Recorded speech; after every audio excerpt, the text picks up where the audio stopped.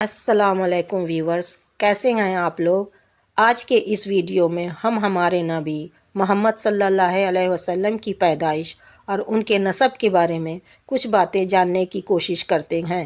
ہمارے نبی صلی اللہ علیہ وسلم مکہ مکرمہ میں پیدا ہوئے۔ محمد صلی اللہ علیہ وسلم کی پیدائش 9 ربیع الاول پیر کے دن 22 اپریل 571 عیسوی میں ہوئی۔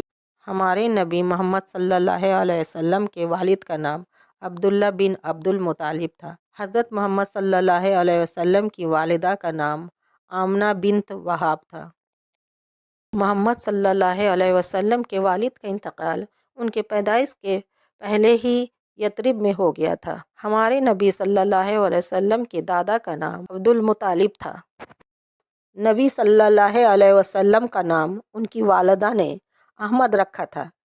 سیدہ آمنہ نے سب سے پہلے اپنے نور نظر حضرت محمد صلی اللہ علیہ وسلم کو اپنا دودھ پلایا تھا۔ پھر یہ صرف ابو لہب کی آزاد کی ہوئی کنیز ثویبہ کو حاصل ہوا۔ پھر حلیمہ سعدیہ نے ان کو اپنا دودھ پلایا۔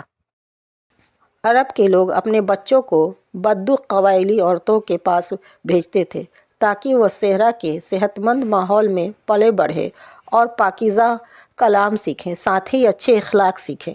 حضرت محمد صلی اللہ علیہ وسلم جب 6 سال کے تھے تو ان کی والدہ کا انتقال ہو گیا تھا۔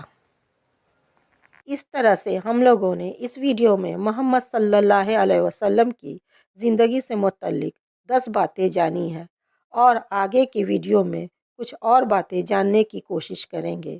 اگر آپ لوگوں کو ہمارے نبی صلی اللہ علیہ وسلم کے بارے میں باتیں کرنا اچھا لگا تو پلیز لائک اور سبسکرائب ضرور کر لیں۔